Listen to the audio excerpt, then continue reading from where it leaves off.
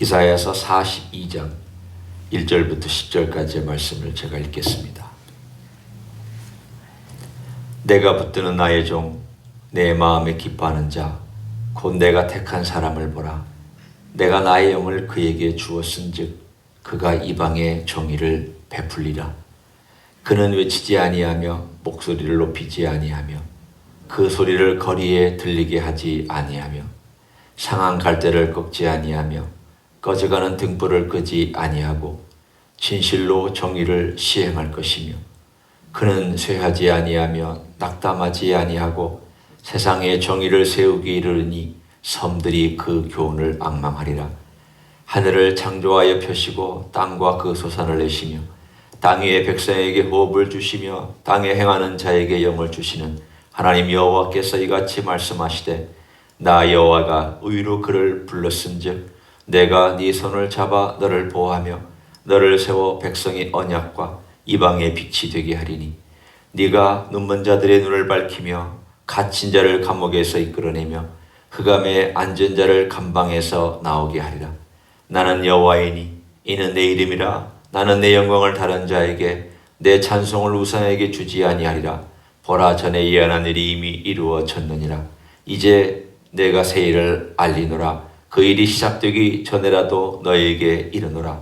항해하는 자들과 바다 가운데 만물과 섬들과 거기에 사는 사람들아, 여호와께 새 노래로 노래하며 땅 끝에서부터 찬송하라. 아멘.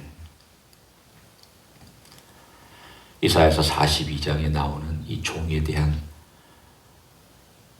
신분, 정체성, 그것에 대해서 여전히 이스라엘 사람들은 의문을 갖습니다.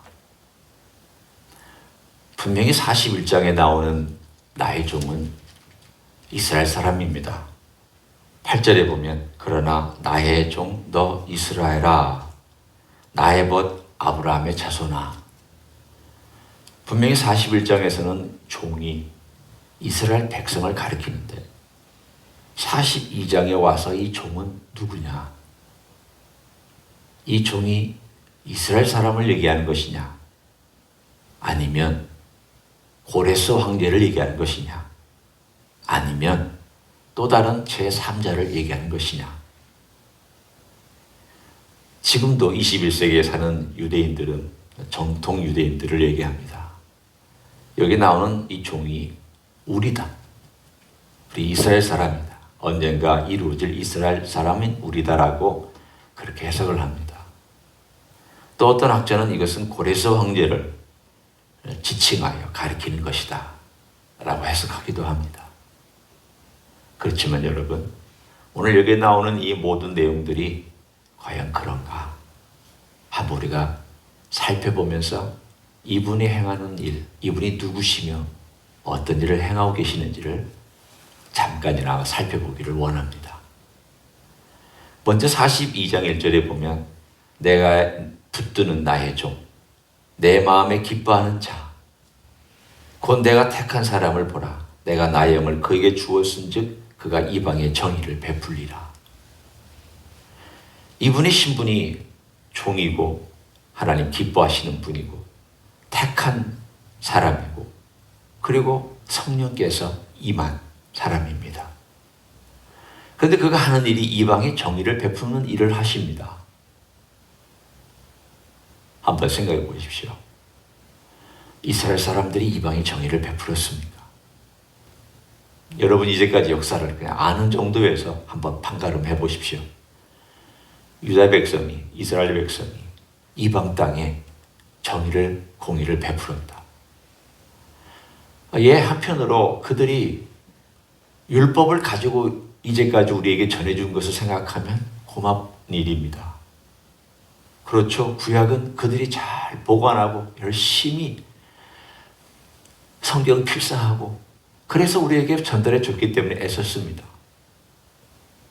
그들 선지자의 메시지 또는 멋진 이스라엘 역사를 통하여서 혹은 실패한 이스라엘 역사를 통하여서 우리에게 하나님의 계시 보여줬습니다. 그렇지만 그들 자신이 제사장의 역할을 감당했는가? 정말 이방 사람들에게 제사장의 역할을 감당했는가? 못했습니다. 실패했습니다. 심지어는 그들은 실패한 정도가 아니라 이방 사람들의 핍박을 받았습니다. 왜? 사실은 범죄했기 때문에 하나님께서 이 백성 저 백성 데려다가 이스라엘 백성을 심판하셨고 훈련하셨고 징계하셨습니다. 실패했습니다. 그럼 고레스 황제가 과연 그 사람이냐? 2절을 한번 보십시오. 그는 외치지 아니하며 목소리를 높이지 아니하며 그 소리를 거리에 들리게 하지 아니하며. 이것은 나대지 않는다는 뜻입니다. 아무 말도 하지 않는다 그 뜻이 아닙니다. 이 말은 백마를 타고 건장한 말을 타고 왕이 오신다. 왕이시니까 다 길을 비켜라. 군대를 이끌고 거대한 함성과 앞에서 꽃가를 뿌리며 때로는 화려한 향료를 뿌리며 많은 물건들을 가지고 주변에 나는 사람들에게 그걸 뿌려주면서 선물로 나눠주며 포로들을 잡아오며 군대 행렬을 하며 무의들이 춤을 추며 하는 그러한 요란 뻑적지근한 그러한 행렬을 하지 않는다는 뜻입니다. 예수님께서 언제 그렇게 하셨습니까? 예, 예루살렘 입성할 때에는 호산나 호산나 찬양을 했지만 그러나 그것조차도 화려한 행렬은 아니었습니다. 군대 행렬도 아니었습니다. 오늘 여기 보면은 이것은 고레스 황제에 대한 이야기가 절대 아닙니다. 2절에 나와 있는 모든 내용은 그분의 겸손함에 대해서, 이분이 겸손하다. 이분은 세상에 있는 화려한 것들을 가지고 행진하지 않는다.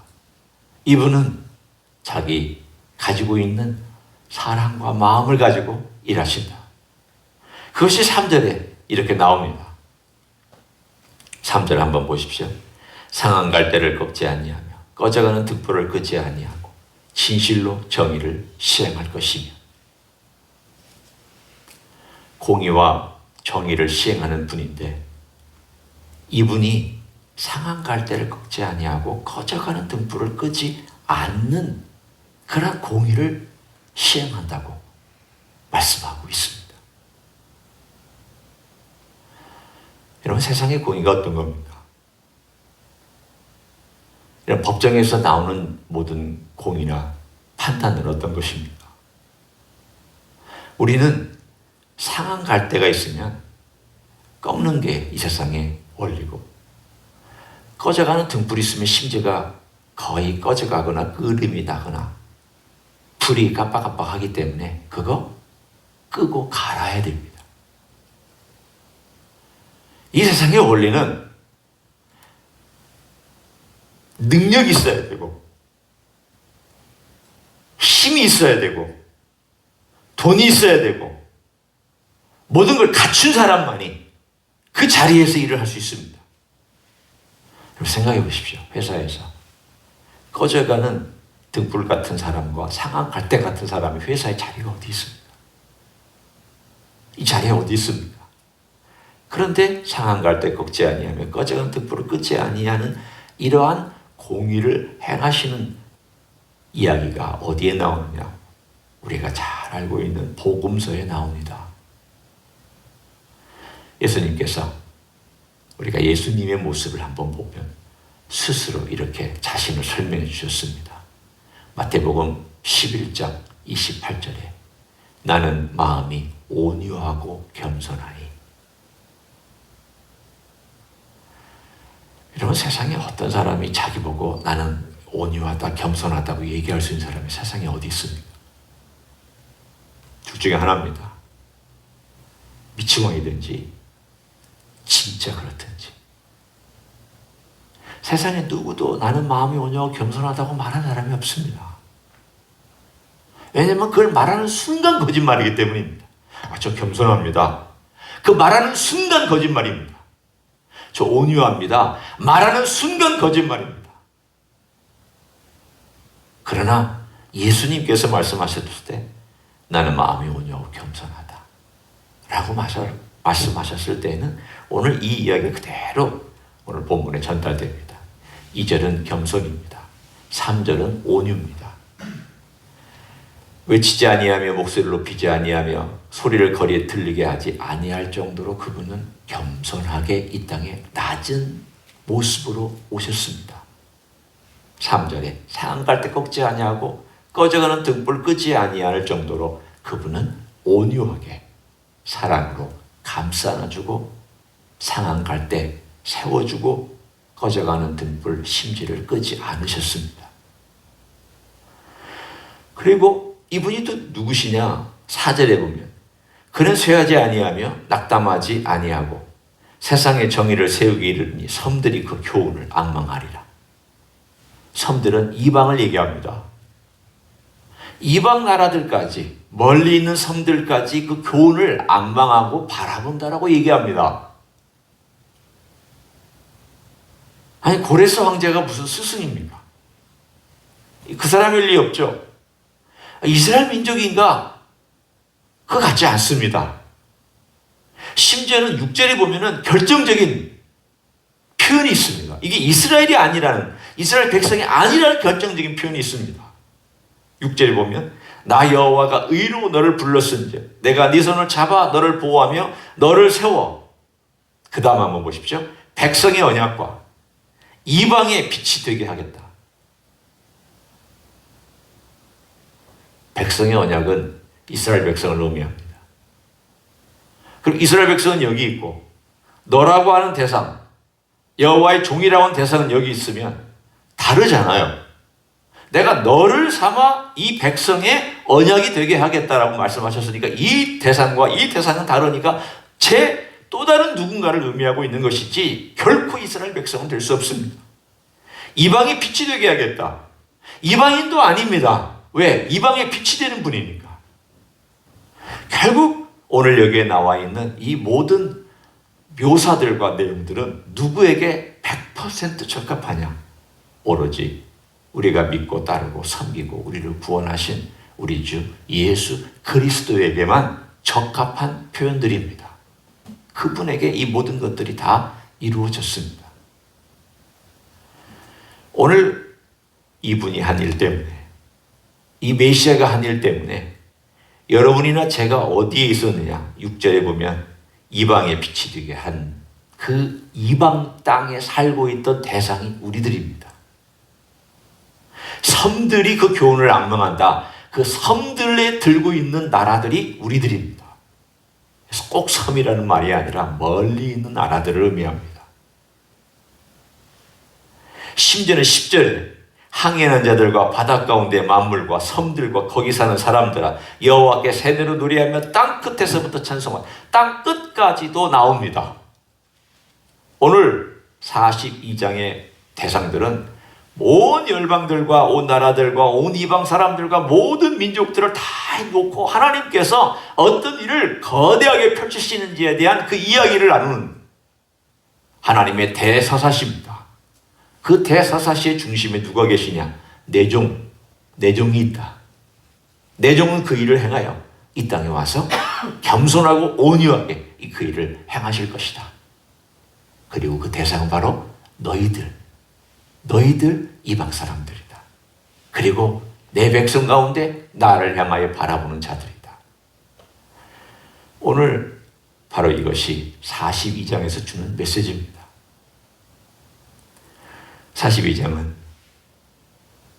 사실은 우리 개인 한 사람 한 사람에게 은혜를 주었던 말씀이기도 합니다. 여러분이 언제 상한 갈 때 같고 언제 꺼져가는 등불같이 경험하고 또 느껴보신 적이 있습니까? 여러분 그렇잖아요.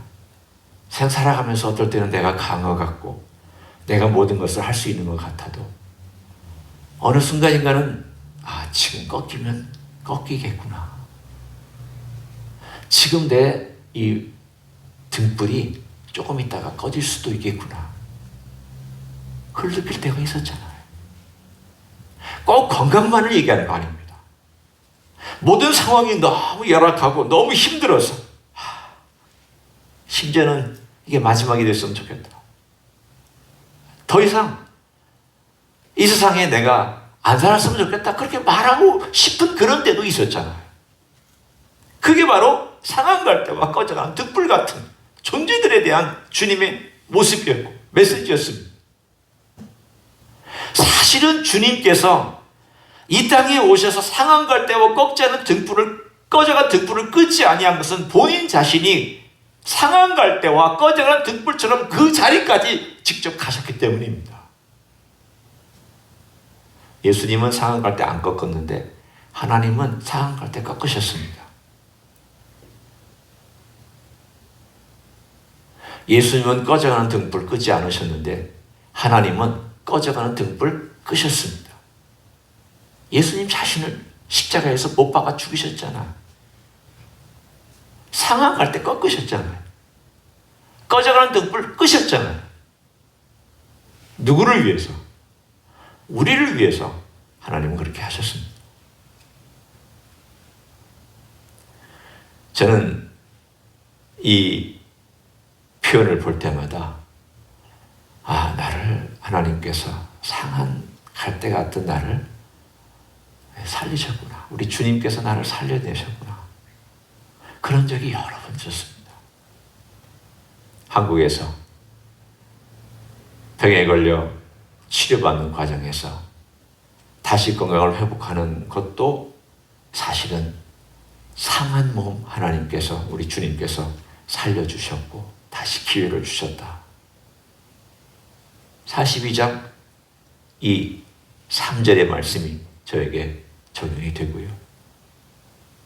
미국에 와서 다시 어머니가 아플 때 또 제가 다시 미국에 돌아왔을 때 이 과정 겪었습니다.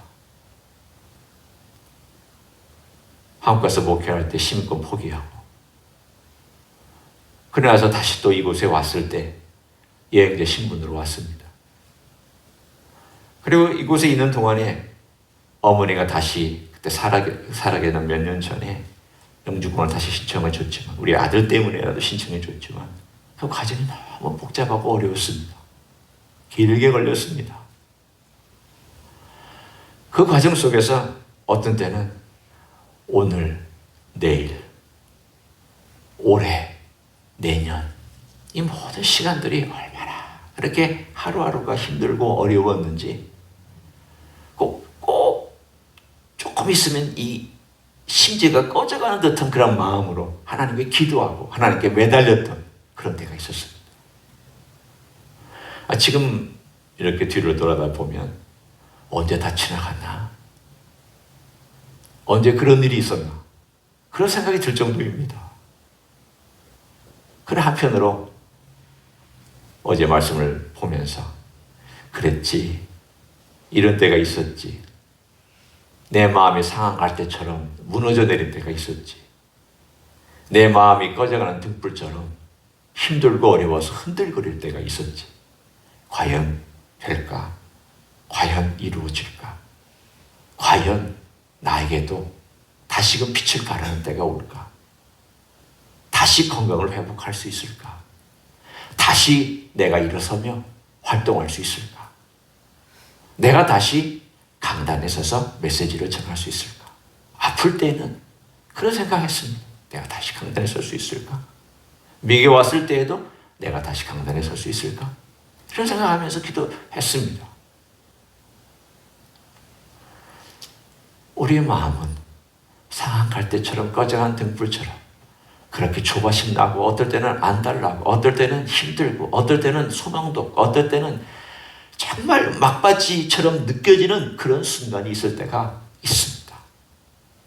주님께서 그런 존재들에게 겸손과 온유로 곁에 오셔서 일으켜주시고 붙잡아주시고 도와주시고 곁에 계셔주시고 이런 모든 것들이 임마누엘이 하나님 우리 주님이신 줄로 믿습니다.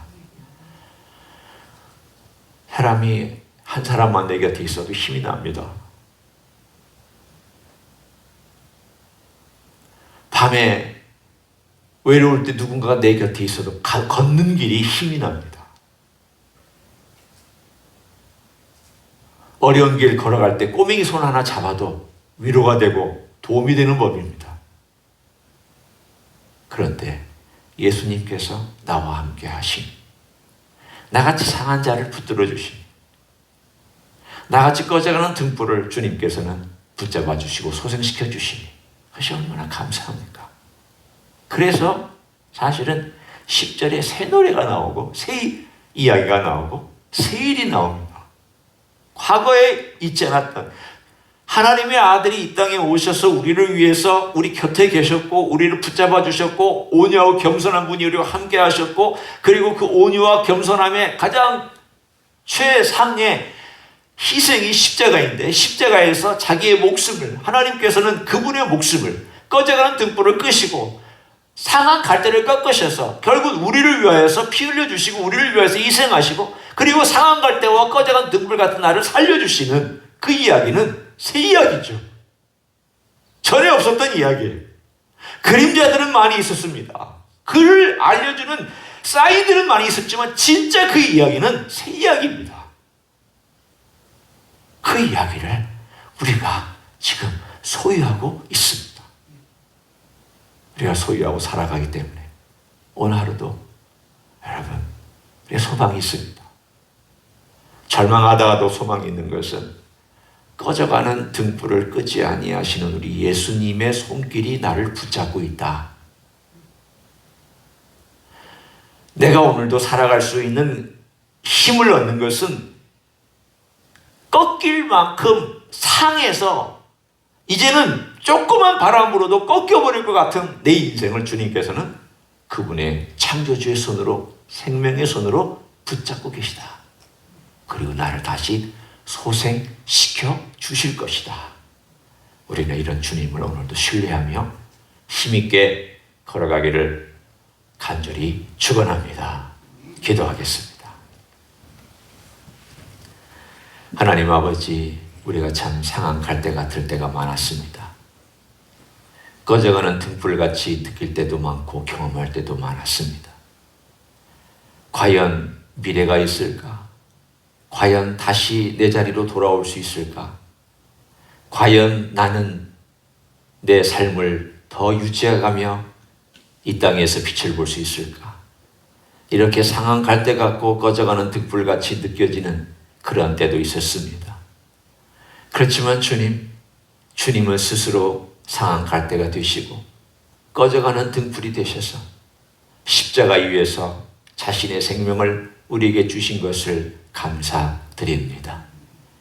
주님이 주신 생명 때문에 내가 생명을 얻습니다. 주님이 흘려주신 보혈 때문에 우리가 용서를 받습니다. 주님의 부활 때문에 우리가 부활의 능력을 소유하게 되었으며, 우리 주님 때문에 우리의 모든 것이 바뀌게 되어 또 주님을 닮아가게 해주신 것을 감사드립니다. 주님, 오늘 하루도 우리 주님께서 행하신 모든 일을 내 마음에 담고 우리 주님과 함께 동행하는 삶을 살기를 소원합니다. 일으켜 주옵소서, 힘을 주옵소서, 강하게 하여 주옵소서, 상한 갈 때 치료하여 주옵소서, 꺼져가는 등불 새롭게 불을 일으켜 주시옵소서, 강하게 하시옵소서, 꿈과 소망으로 채워 주시옵소서, 능력으로 부어 주시옵소서. 이제는 우리 구주 예수 그리스도의 은혜와 하나님 아버지의 크신 사랑과 성령 하나님 교통하심의 역사, 오늘도 이 땅에 오셔서 겸손하고 온유함으로 우리를 섬겨주시고, 겸손하고 온유함으로 십자가에서 죽으시고, 겸손하고 온유함으로 우리의 친구가 되어주신 우리 주님 곁에서 머물며 떠나지 아니하며 그 이름 부르며 살아가기를 소원하는 이 자리에 참여한 모든 종들 위에와 조임제 희스교회 위에와 이민교회들과 한국교회들과 선교사님들 위에 이제로부터 영원히 함께 하실지어다. 아멘.